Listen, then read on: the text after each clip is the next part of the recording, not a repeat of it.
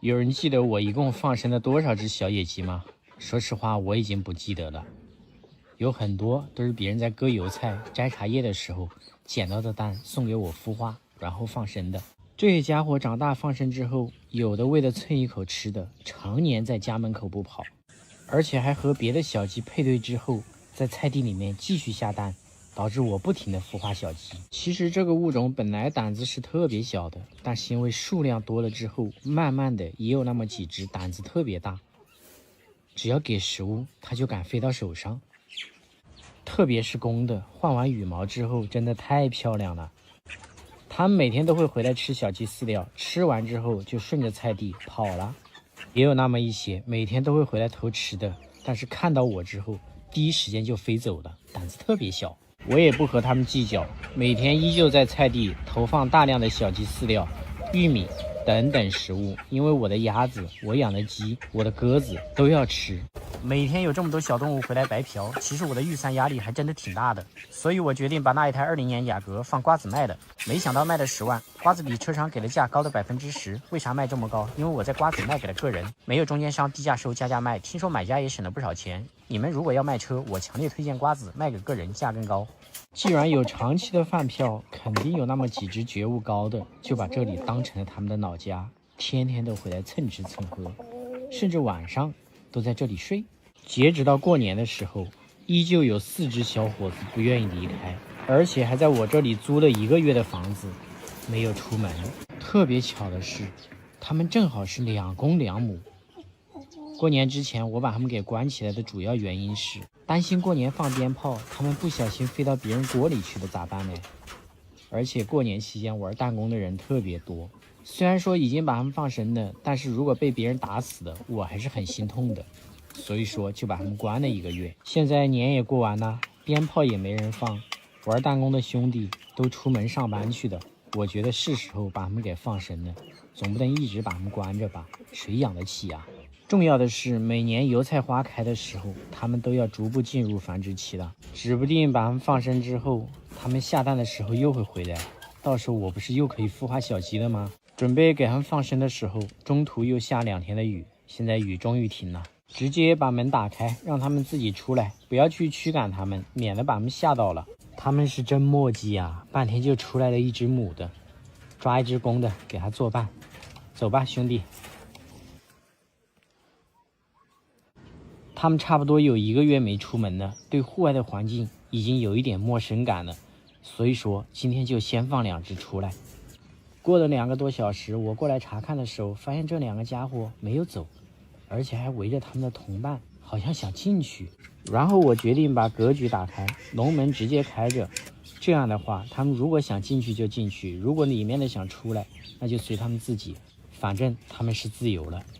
我在这里等了10多分钟，里面的2只没有出来，但是这1只公鸡自己钻进去了，紧接着这1只小母鸡也钻进去了。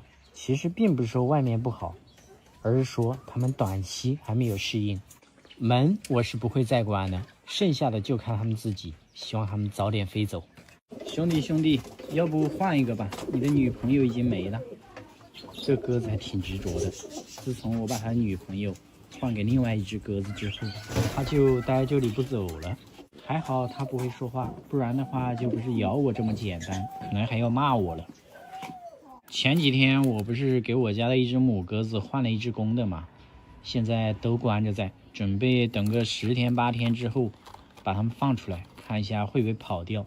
之前和它配对不会孵蛋的那1只公鸽子，这不就没对象了，所以我决定把它也关起来，不然的话会干扰我刚配对的鸽子。最大的问题就是母鸽子就这么2个，所以说咯，你就倒霉了，你自己拐回来的女朋友已经被我送给别人了。这也导致这个家伙现在脾气异常的暴躁，不是咬我就是咬其他的鸽子，毕竟女朋友是他自己拐回来的，现在我送给了别的鸽子，他能不生气吗？是吧？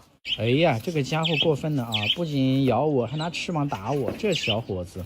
别逗鸽子，能帮我充个话费吗？肯定可以呀，现在我们村好多人都喜欢找我帮忙充话费。还好我在抖音商城充值中心领了话费券，那边充值快，秒到账。现在点商城进充值中心或点评论区就有机会领1到4元话费券，月底该充话费的快去评论区看看吧。完了，自从我把他的女朋友分给另外一只鸽子之后，他现在一直追着咬我，刚刚还从空中飞下来啄我的脑袋，这脾气也太暴躁了吧。不过我就喜欢这种暴躁的小鸟。而且我刚刚就回家喝了个茶的功夫，他到处叼材料，又跑到仓库里面来了。现在你都是单身的，你找材料有啥用啊？来，过来，我带你去找女朋友。哎呀，就是不相信我，以前一伸手就飞上来了。关键是我刚刚在仓库的地上还捡2个鸽子蛋，而且全都破了，也不知道什么时候下的，挺可惜的。等一会儿煮了喂狗子吃。然后你也别咬我了啊！这几天你就在外面出去转转，看能不能拐回来一只。主要也是没有笼子关了。等过几天那一只公的给朋友送过去之后，还是让这个家伙和他自己拐回来那只母鸽子待在一起，毕竟是他自己凭实力拐回来的。看能不能再去拐一个，不然的话，只要他看到我就不停的咬我。我倒是不怕咬，主要是动不动飞到我头上啄我的头发，这谁招架得住啊，是吧？哎呀，这家伙脾气太暴躁了。咋了？追了一只猫追到树林里面去的，很了不起是吧？还在跟我炫耀嘞。刚刚把一只黑猫追到树林里去了，然后过来就，你小子想亲我是吧？还好没亲到。追的一只猫都不知道自己姓什么了，特别高兴，好像要问我要奖励一样。也就跟着我的时候，它胆子比较大。平时我听邻居说，经常有猫欺负它，它都不敢反抗。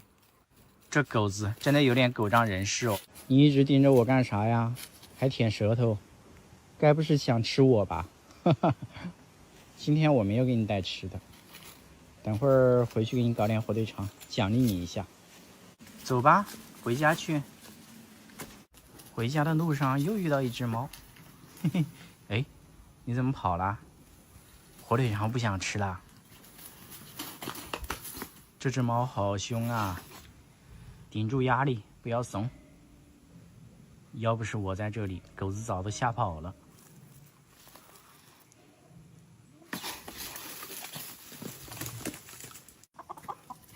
算了，别找了，找到了你也不敢动它。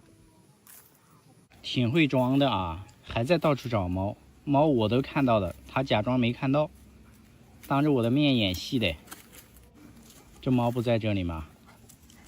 那一只猫刚刚从这里跑了，我一看，我之前挂的葫芦掉了，铁丝断了。不过也没关系，现在鸟的繁殖季节过了，它们也用不上，带回去晒干，等到春天继续挂。又发现了一只猫，这一天跟着我出来好忙哦。不知道的还以为它是猎犬呢，实际上它特别温顺。回来了，答应给你搞点吃的，你在这里玩一会儿，我去找找还有没有火腿肠，顺便把葫芦放这里晒干。过段时间把这些葫芦的籽儿给掏了，找个地方挂起来，明年让野生鸟繁殖。回来，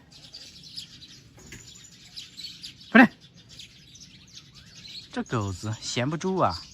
我就回家几分钟，它就跑了。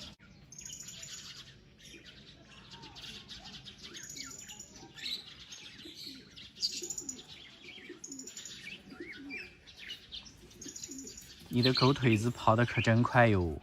来，答应你的火腿肠。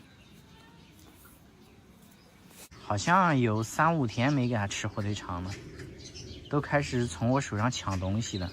这一根吃下去好像不顶用啊。等一会儿给你搞米饭吃，然后里面再加点火腿肠。不急啊，你先去玩吧。这就是我们家狗子下午要吃的饭。米饭加汤，还有骨头、瘦肉之类的。晚点再给它喂。这狗子最近的饭量特别好，明显长胖了一圈，希望越来越胖。前段时间我不是说要给我家这一只母鸽子换一只公的吗？因为它总是下蛋，下的特别多，但是没有孵化出小鸽子。更重要的是，它们这个家族繁殖出来的后代颜色基因特别稳定，所以我想换一下其他的品种或者其他的颜色。结果这个事儿我说出来之后，有几十个兄弟要给我送鸽子，我真的特别感谢你们。后来我就选择了有一个兄弟家养的淑女鸽，是一只公的，但是要给我送过来之前，他出差了，要1个月之后才能回来，所以到现在为止还是没有鸽子。在这期间，这个家族的鸽子也没闲着，又开始搞孵化了。10多天之前下2枚蛋，我今天来看一下啥情况。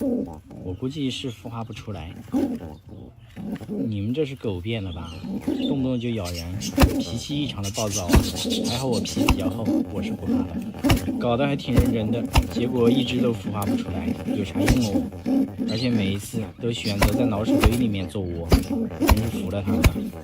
这个公鸽子的智商有点低呀。我把蛋拿走了，然后它还在那里孵化，我放在它前面，它都不知道把蛋给拿进去。你们应该记得我以前把鸭蛋给拿走了，鸭子是什么反应吧？放到旁边，它马上就用嘴巴给勾进去的。这鸽子都不知道把蛋给带回去，难怪每一次孵化不出来。我现在终于能理解了，就这种孵蛋模式能孵化出小鸽子吗？我准备看一下蛋有没有受精，我预计和以前的情况一样。我刚刚用手电筒照了一下，里面啥情况都没有，废了。我刚刚把公鸽子给赶走了，然后它又回来了，结果它还是这个样子。难怪孵化不出来了，理解。蛋已经被我拿出来了，反正也没啥用了，带给母鸽子看一下，然后就丢掉。哎，这哪一只是母鸽子啊？这个基因强大到长得都一模一样，我都分不清了。这一只就是母鸽子，我测试出来的。它以前特别喜欢追我，跟个侦探一样，我走到哪里它跟到哪里。现在对我有点距离感，等到那个兄弟回来了，我就给你换个鸟吧。现在的鸟吧太不靠谱了，难怪每一次孵化不出小鸽子。而且我也想换一下其他的颜色，每一只都长得一样，吃的我都担心影响智商。刚还挺怕我的，这一会儿又开始咬我了。最多10天8天的就给你换一个，到时候孵化出来的小鸽子就是其他的颜色和品种啦，我们一起期待。这货今天有点激动哦，刚才不停的攻击这个葫芦，今天我准备把这些葫芦全部都锯开，过几天就挂上。他可能以为这个葫芦是我的手，所以他不停的攻击。我可不想听你这个大嗓门。好了，你自己去玩吧。最近他真的是异常的激动，我走到哪里他追到哪里。这些葫芦全部都晒干了，今天锯开，全部掏空，过几天找合适的位置挂起来，给户外的小鸟繁殖。这个葫芦就不给小鸟做窝了啊，唯一的一个，我舍不得啊。很多人说没见过葫芦里面是什么样子，这是我去年锯开的，放在户外小鸟筑巢了，然后冬季葫芦掉了，我又捡回来，今年继续挂。就从这一个开始，听一下，里面都是葫芦籽。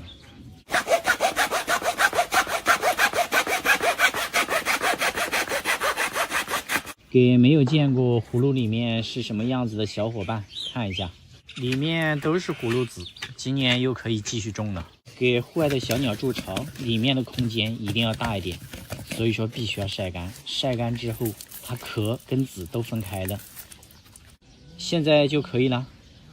内部空间很大，口特别小。这是第二个，这个口有点大，这个里面的空间比较大，所以看的就很清楚了。完了，这个古董被我用坏了，我要重新去换一把锯子。用这玩意儿继续。好了，基本上全部搞定，这又省了多少钱呢？自己动手自己种，这么多葫芦籽，今年全部种起来，最少有100-200个葫芦。最后这几个有点小，留着给10姐妹珍珠鸟做窝吧。这2个是被老鼠给祸害过的，这一个你们说怎么弄比较好啊？割开吧又有点舍不得，这一个有点歪，就留着给10姐妹做窝了，直接一锤子砸个洞，10姐妹做窝正好合适。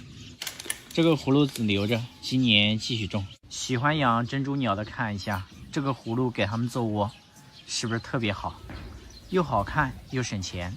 之前很多人问我要葫芦籽，送过的就送了，没有送的就不送了啊。主要是不划算，快递费要10多块，网上你买的话也就6块钱。哎，所以说你们还是自己买吧。这个葫芦孔我开成这个样子，挂在户外给大山雀做窝，它们应该比较喜欢这种环境，但是不能淋雨。这几个全部给10姐妹珍珠鸟做窝，感觉还是有一点点大。好了，全部搞定，全部搞定。大概就这几天，我去户外找合适的环境，全部挂起来。上一个视频我说要好好的感谢一下给我帮忙的小老鼠，这不，今天就准备了。老鼠特别聪明，只要是这个笼子抓到过一次，后面基本上抓不到了。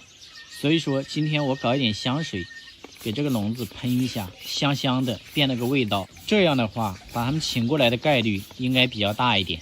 好了，等一会儿里面放点食物，如果抓到它们的，明天我给你们表演一下我是怎么放生小老鼠的。自从前几天我发现我放生那只小八哥失踪以后，每次在户外看到八哥群，我都要过来看一下，但是一无所获啊。这一群也过去看一下，不抱太大的希望啊，全部都飞走了。然后这个家伙不知道从哪里飞过来的，可能刚刚也是和他们在一起。这是另外一只失踪的那一只凤冠，没有这一只大。结果狗子又过来了，把这只小八哥也吓跑了，飞到别人家菜地去了。刚那几只野生的，我看到他们又去我们家门前偷吃柿子去了，把这个家伙也带过去，必须跟上他们的队伍。回来之后发现田里面有2只，柿子树旁边还站了3只，他们这一个10只的小队伍，现在加上我们家这一只就剩6只了，还有4只失踪了。我说他们怎么都在旁边看着嘞？原来有2只恶霸在这里，这2个家伙在这里，其他的任何小鸟都不敢靠近，因为他们找不到食物的时候，其他的小鸟都是他们的食物。别说这个颜值真好看，走，我过去摘几个柿子给八哥吃。哎呀，这个柿子的数量是一天比一天少啊，这都还没成熟嘞，都被他们给吃光了。我就随便摘一个吧，随便摘了一个不怎么好看的，就放这里给小八哥吃。你这跟着野八哥混，3天饿9顿呐！那几只丝光天天靠偷面包虫、偷柿子，混得风生水起。这只八哥还差一点，不过也还好，他的野生兄弟还在这里等着他嘞。因为怕人又怕南雀，所以说不敢过来吃。这家伙吃的可真香啊！我去看一下柿子树上面什么情况了。那2只恶霸飞走了，又来了好大一群鸟，都在这里抢柿子嘞。我每天都会在这里看一下这帮小鸟吃柿子，觉得挺有意思的。不过柿子数量越来越少，可能马上就看不到了。就看了一会儿小鸟吃柿子，回头一看，八哥已经跑了。看这个柿子被它吃了，它好像已经跑到田里面去了。刚看到和几只野八哥待在一起，另外一只八哥肯定是出意外了。希望这一只好好的，正在田里面呢，不管它了。好多人都说黄花的玄凤鹦鹉是比较蠢的，我告诉你们，这玩意儿比那个玄凤鹦鹉还要蠢100倍。它在这个地方站了1个多小时了，我拿脚踢它，它都没反应。这是别人送我的白色的魔术鸽，我是不想要的，觉得这玩意儿实在是太蠢了。之前我就养过一次，最后因为去池塘里面洗澡淹死了。这是第1只在池塘里面淹死的鸟，所以说特别蠢。这一只也差不多，特别笨，它对任何动物都没有一点点警惕性。我们家养那么多小动物，近距离都特别怕狗子，看这家伙是一点都不怕呀。把它丢到狗子背上，它都不知道飞一下的，实际上它的飞行能力还是挺棒的，就是不愿意动。来来来，狗子带它走2步，看一下，它都不愿意动一下。哎呀，所以说把它放在外面我都不放心呐。这就是为啥别人送我都不愿意要。遇到猫它也不怕，见到一点反应都没有。不过这只猫目前比较小，没有什么杀伤力，风险系数很低。也就这2天天气比较好，把它给放出来了，让它在外面溜达一圈，熟悉一下环境。跟着我另外几只魔术鸽，现在还好，飞出去也知道回来。就是这个智商实在是太低了，一点警惕性都没有。站这里和其他的几个兄弟好好学习一下警惕性。别看我这灰色的魔术鸽是从小养的，看起来傻傻的，实际上警惕性特别高。我一伸手，马上就跑了。被果冻咬死的那一只，纯属是意外。就这个警惕性，完全不是一个级别的。就这玩意儿，不管是在哪里，只要是你一伸手，马上就可以把它抓到。别看它这么傻，吃东西挺积极的。这个素狼，任何时候都是鼓鼓的。所以说挺胖的。我刚才不是给它放到这个位置吗？另外一只魔术哥已经飞走了，然后我就回家了。等了这差不多有大半个小时了，我出来它还站在这个位置，和乌龟一样，都不愿意动一下。所以说这就是为啥别人送我都不愿意要。要不是想着家里还有几只魔术哥能带一下它，我都不愿意接手这玩意儿。重点是别人还送了一对，看还是挺好看的。就是有点笨，因为我比较喜欢散养鸟，所以说也挺担心的。晚上天快黑的时候，他和其他的魔术哥上树了，他们每天都在树上睡觉。这一只刚刚都差点睡着了。看一下，树上还有好几只魔术哥，每天都在这里睡觉。你小子小心点啊，明天就把你关起来了。不然的话，我都怀疑猫给你抓走了，你都不知道反抗一下，太傻了。你们这4个家伙是准备啃老是吧？刚我说给土花梅搞点面包虫，结果这4个家伙一下就飞过来了，直接把那一只小土花梅给吓飞了。我刚刚把1盒面包虫都倒给他们了，还好，吃饱之后集体上树吃柿子去了。还有几只野八哥这上面，我已经分不清了。他们现在天天和野八哥混在一起。趁着这个功夫，赶紧找一下那一只小土花梅。看黄豆地里面好多土花梅呀，我猜我的那一只应该不在里面。哎，四光和八哥也飞到黄豆地里面去了，正好，不要打扰我找土花梅。这几个搅屎棍，我真的是越来越头痛了。我已经发现它了，在这棵桂花树里面，找一下吧。在这里发现它了，这家伙别人捡到给我送过来，到现在养了差不多2个月了，还不会自己找东西来。所以说今天一大早就把它放出来了，锻炼它一下。饿了就赶紧过来呀，食物都给你准备好了。我猜它又饿了一早上，因为这个季节本来食物就不好找了，而且它学习的速度特别慢，现在每次还等着我喂它呢。不过问题不大，随着时间的推移，它慢慢的总会自己捕猎，只不过在这期间一定要小心流浪猫之类的，1号天敌呀。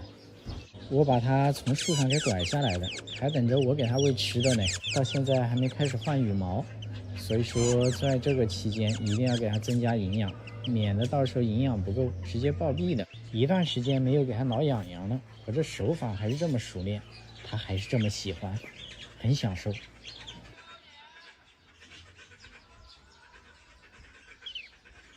趁着那几只搅屎棍飞走了，赶紧给它搞点面包虫，补充一下营养。哎呀，我也挺喜欢给它挠痒痒的，特别配合我。好了，我去给你搞吃的呢。